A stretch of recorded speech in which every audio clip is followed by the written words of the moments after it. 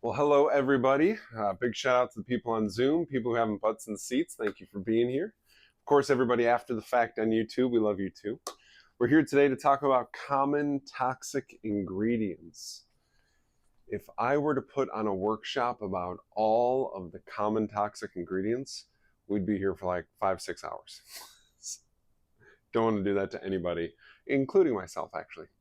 So, what I did was I put together this workshop that goes over 6 common ones, things that we see on a regular basis. If you walk through a grocer, if you walk through Target, if you check labels on Amazon, you're going to see at least one of these things in some product.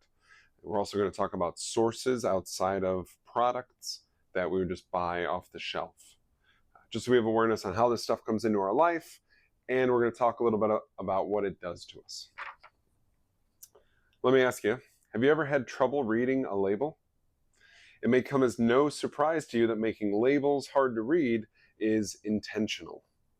Many companies that make daily use items like soap, cleaners, cosmetics expect that your frustration with reading the label will keep you from looking more closely at what is in the product. The companies that are using really good ingredients, when you look at their labels, they may have those gibberish words, and then in parentheses after the gibberish word, it says coconut. You're like, oh, that's what cocoa lauryl sulfate is. Gotcha.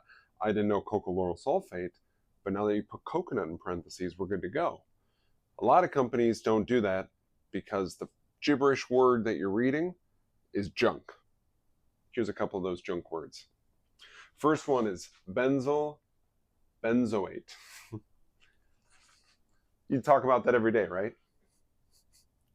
It's a common insecticide as a neurotoxin. We're going to talk about that. That is used medically to kill lice or scabies. All right, I'm good with that part. I don't want anybody to have lice or scabies. Okay? That's a topical thing. That's a very acute situation that you would have lice or scabies. And that's why you would use an insecticide that is designed to hurt a nervous system. Unfortunately, benzoate is also used as a food additive for flavor. It's used in fragrances and it's used in plastics. That's where I take issue with it, because people who are buying these fragranced products are wearing them daily. People who are storing food in plastics are storing food in there daily. People who are buying these foods where it's an added flavor are eating them daily. It's not this acute thing like I have a lice outbreak in my home. I'm good with handling it for lice and scabies. I don't like seeing this ingredient in other items. I want to talk a little bit about endocrine disruptors. And this is a whole category. It's not a single thing, it's a group of things. Our endocrine system regulates our hormones and the glands that secrete those hormones. Endocrine disruptors are hormone disruptors. They are chemicals that interfere with the endocrine system by mimicking or inhibiting natural hormones. So I want to talk about that mimicking thing and what can happen. So let's talk about your thyroid, for example. Every day, your body expects that your thyroid is going to make certain hormones. One of them is called T4. Number T. Hello, the letter T, the number 4. Every day, your body expects that. Now, let's say every day you have some endocrine disruptor that you are putting on your body or ingesting that is mimicking T4. If every day your body needs, let's say, 2 pounds of T4 to get created, but you're using the skincare product that has the disruptors in it.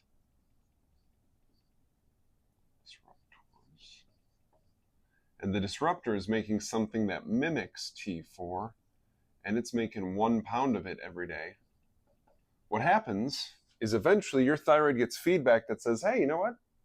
We need 2 pounds of this T4 every single day, but somebody else has given us 1 of those pounds. Hey, thyroid, you go ahead, stop making 2 pounds a day, and just make 1 pound a day. And your thyroid thinks it's supposed to make less hormone. Where it gets really tricky is if you have multiple disruptors and they start to make all of the T4 that your thyroid needs, your thyroid gets the message to stop worrying about making T4. It says, hey, we got this source, right? They're drinking whatever, they're rubbing in whatever, they're shampooing with fill in the blank, and it's mimicking T4. Thyroid, go on vacation, don't worry about it. Well, it's bad for thyroid. Thyroid likes to do work. Thyroid is there to do work.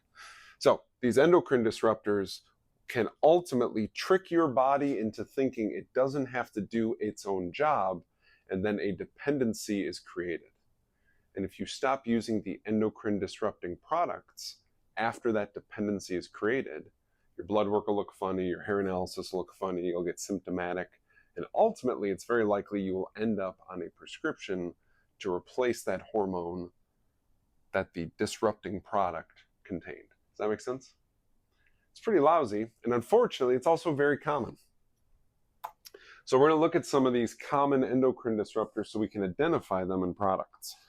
First one is bisphenol A or bisphenol S, typically written on a label as BPA or BPS. It's used to make transparent, hard plastic. That type of plastic is used for baby bottles and the linings of metal cans. BPS is a common substitute for BPA since public outcry reduced the use of BPA. Studies are showing these chemicals are similarly toxic. They are both endocrine disruptors. So what was happening was people were learning that BPA is this thing to look out for. Its sister, cousin, very close relative is BPS. And they said, oh, you know what? We'll put that on the label. Don't worry, it's not BPA. Don't worry, it's not BPA.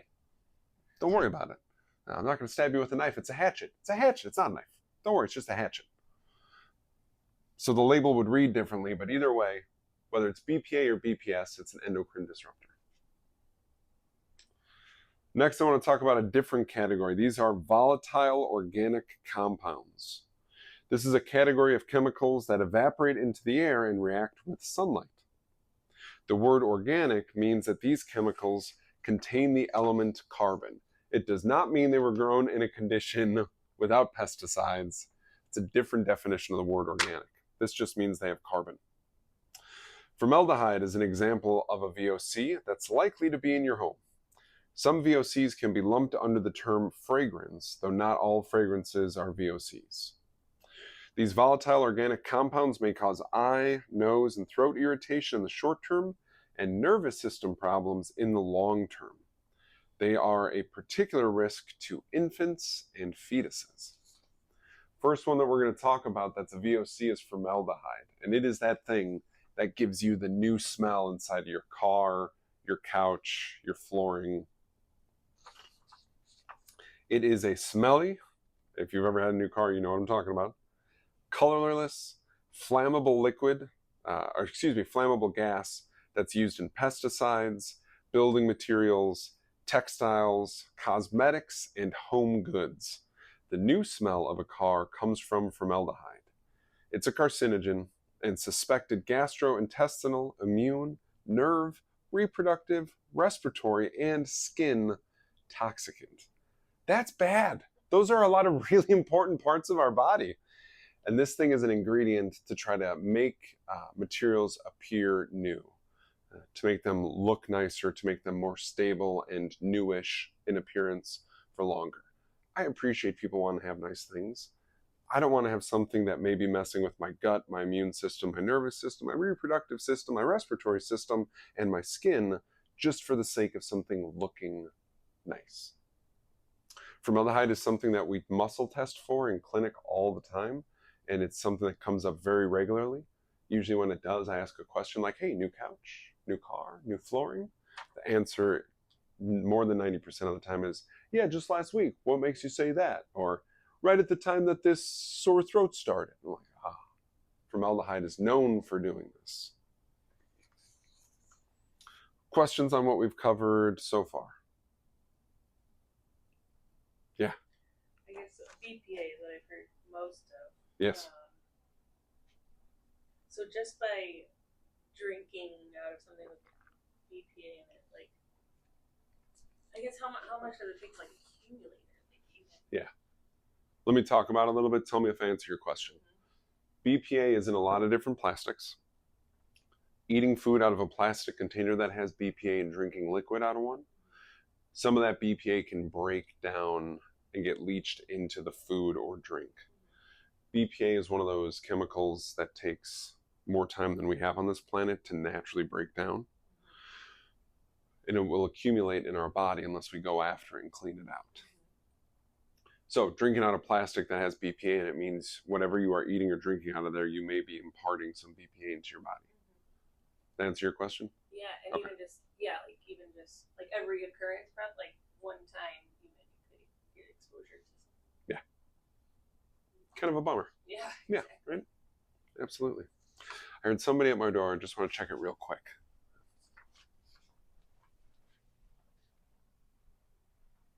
Yes, perfect. A planned special delivery for Lori. Perfect. All right, let's talk about parabens next. Parabens.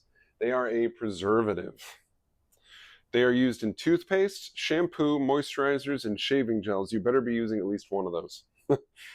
Parabens are endocrine disruptors that can be absorbed through the skin. There are studies on parabens showing them to be safe, but none of it was human trials. If you're ever really curious about the stuff that I talk about, you can use Google Scholar, and it has a nice search bar. But the only thing it searches, it doesn't scour the internet. It only looks up studies on whatever it is you are searching for. And I like that a lot because there's no opinion stuff. It's all peer-reviewed information. The studies that I've read on parabens indicating that they are a problem, it was animal studies where they were applying parabens topically, and then they were measuring blood levels in these mice, and they were finding the parabens put on the skin were present in the bloodstream. So there's no doubt in my mind that if you're shampooing with this stuff, that it's getting into your body, let alone if it's toothpaste and you're scrubbing it on the inside of your mouth. Okay? We don't want these endocrine disruptors. Phthalates are the next one, and that is a mouthful. The spelling on that word, what is up with the English language? PHTH? Give me a break. All right, it's a softening agent that's used in plastics and a variety of beauty care and skincare products. Studies have identified these phthalates as endocrine disruptors, and they may also exacerbate asthma and allergies in some kiddos. I gotta tell you, at least half of the allergy cases that I've ever worked with clients on in my entire career were not allergies, quote unquote. They were chemical exposures. I would absolutely put these in that same category because often throughout my career, the client comes in, especially with the kiddo, but it can be adults also. Hey, I think my new fill in the blank product, toothpaste, face wash, whatever, is not good for me. It's making my face red. Or after I use it, my nose gets stuffy. Or I've had a cough ever since I bought this new shampoo. Am I crazy? I'm like, no, you're not crazy. Let's look at the ingredients together. Sure enough, I get out the iPad, pull up the ingredients. I'm like, oh, look, phthalates. Not great. And they're like, but I bought this at Target. Target does a lot right. They don't do everything right. So we definitely want to avoid this just because breathing stuff and allergy stuff can get really gnarly. The last one I want to talk about on here is an absolute mouthful of a word. Polyfluoroalkyl substances. Woo! How about PFAs for short? These are classic chemicals. That's actually 3 different ones, but they're all fluoride-containing alkaloid substances. They repel water and grease, so they're used in manufacturing of nonstick cookware, stain-resistant clothing and carpet, and even the inside of microwave popcorn bags. That's kind of gnarly. It's gnarly because I know that I own water-resistant clothes. I have carpeting in some part of my house and in this very office. I avoid nonstick cookware ever since I had a client who had a pet bird who died because the bird was in the kitchen when they were cooking with nonstick cookware, and the off-gassing of that killed the bird. The canary in the coal mine, their bird was the canary in the kitchen mine. Yeah. I was like, okay, I'll stainless steel from now on. I'll just get a good scrubbing pad. These things accumulate in the body over time. So They can be disruptive to the body, especially the endocrine system. My biggest concern, though, is this category of things will just sit and accumulate. Your body doesn't necessarily have the mechanisms to remove them. We need to add things. There's certain nutrients we would use, certain plants that we would use, like herbs, certain herbs, to help us remove these things from the body. Otherwise, we're just getting chocked up full of this stuff that isn't supposed to be there, which brings me to a point that I got to make sure I make. A lot of these things that I'm talking about in this workshop are new to human history. They've been around the last 60 years. And if we think about human existence, 60 years, what's the equivalent? If all of human existence was 1 day long, then these chemicals that we're being exposed to have been around for less than a minute. So I don't want us to act like we have long-term studies on their safety, because we don't. They've barely been around. That makes sense? Yeah. Those are the 6 I want you to know about, because they're going to come up all the time. We could go on a field trip right now to a grocery store and walk down the personal care aisle, and I bet you we could find, maybe it won't say formaldehyde, but all the other ones I bet we could find. Just casually looking. We're not scouring the shelves. We would just find it easily. Yeah. All right, questions that are coming to mind.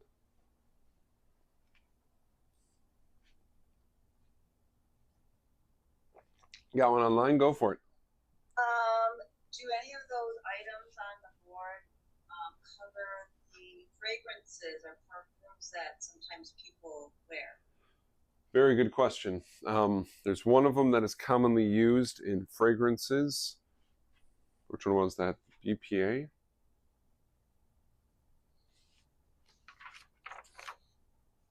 Yeah. Sorry, the VOCs, which is a couple of different ones.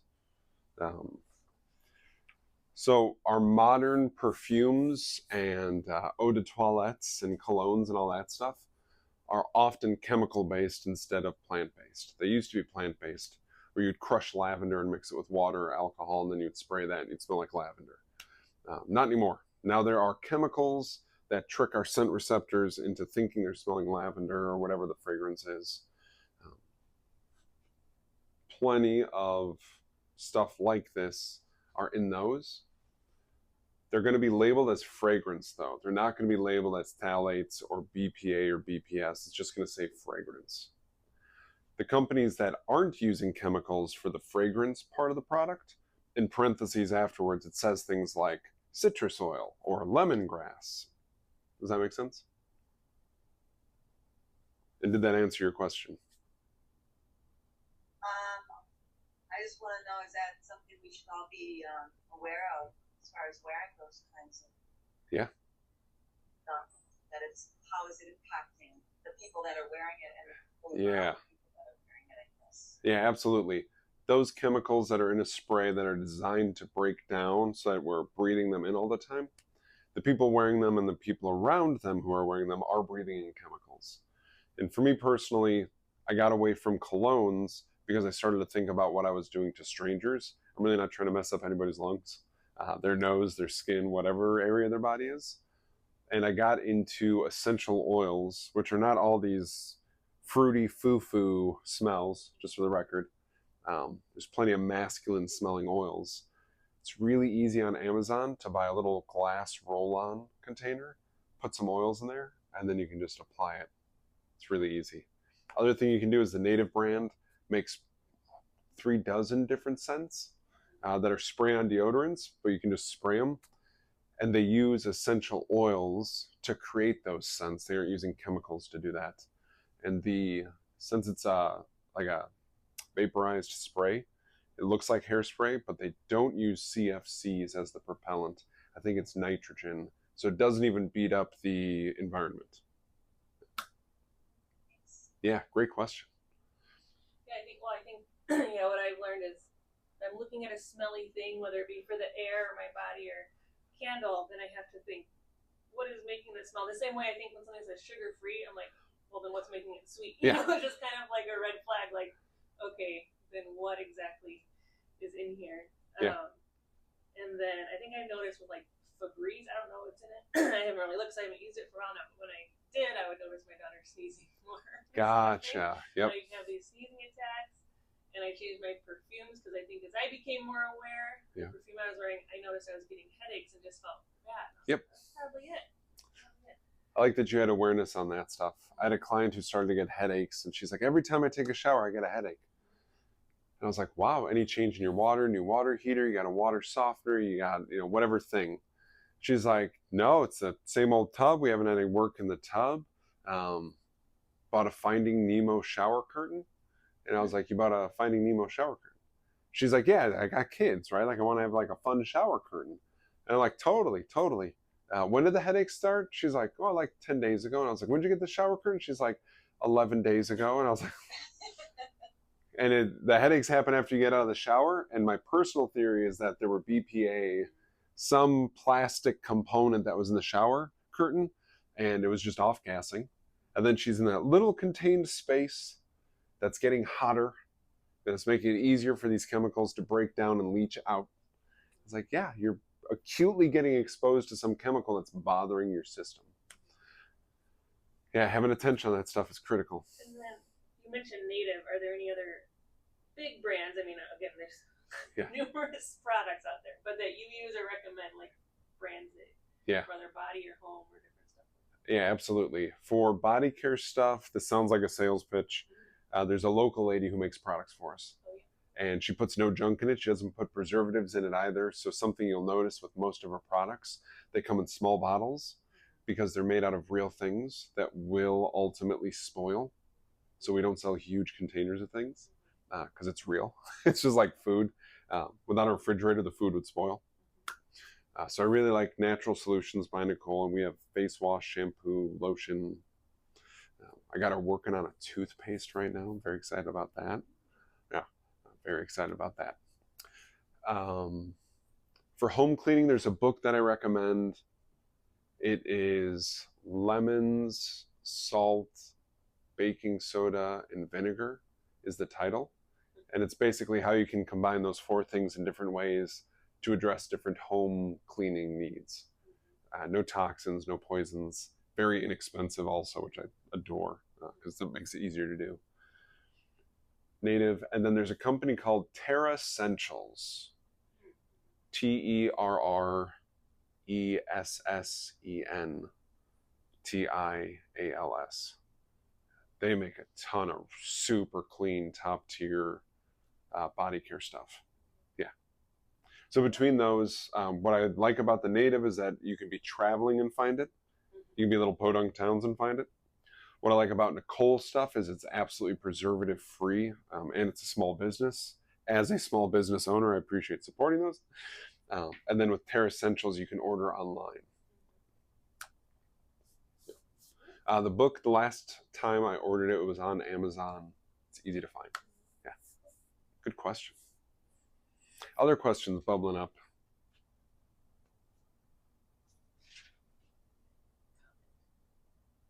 It is just crazy, like you said, in the past 60 years, and where you hear like, oh, I have kids with allergies and this diagnosis and this, and it's like, well, a lot has changed in a short amount of time. Yeah. How things are made. So. The current world has something in common. I forget what era now.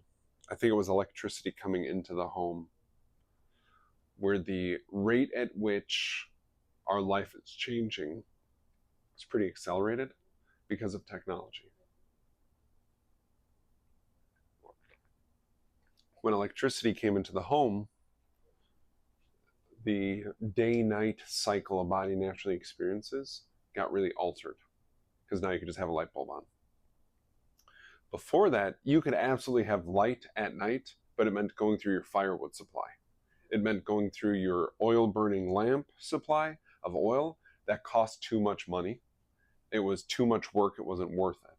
Nowadays, I mean, this room alone, just for filming, I have so many light bulbs, and they're all just on a switch or a remote. And then they're on. I didn't have to chop down a tree for that. I didn't have to harvest any oil. So that era, and then our modern era, especially with AI, is changing all sorts of stuff. So the rate at which things are changing is absolutely accelerated compared to a span of like 100 years prior to that. Yeah, And before that, I think the person I was listening to said when man harnessed fire was the last time we saw things change that quickly. Because then we could start to manipulate other materials through heat. And that's the reason metallurgy came about, was because we were controlling fire now, so we could heat things up. And oh boy. Yeah. Other questions coming to mind? Cool. Y'all are great. We love having people here. Thank you so much. Online and in person. Everybody after the fact, thank you for watching. We always have our contact info up on the board. That is intentional. We want you to know how to reach us. We love to talk to people. There's no give us your credit card and then we'll answer your question. It is, here's the way to contact us. Ask your questions. Let's have a conversation about it. And I always like to remind people the initial consults here are free. It's not a bait and switch. There's no credit card info taken. Before we jump into a program together, we have to make sure we're a good fit for each other. Then we can talk about next steps. And that's why the initial consult is free here at 3D Wellness. I'll see you next time.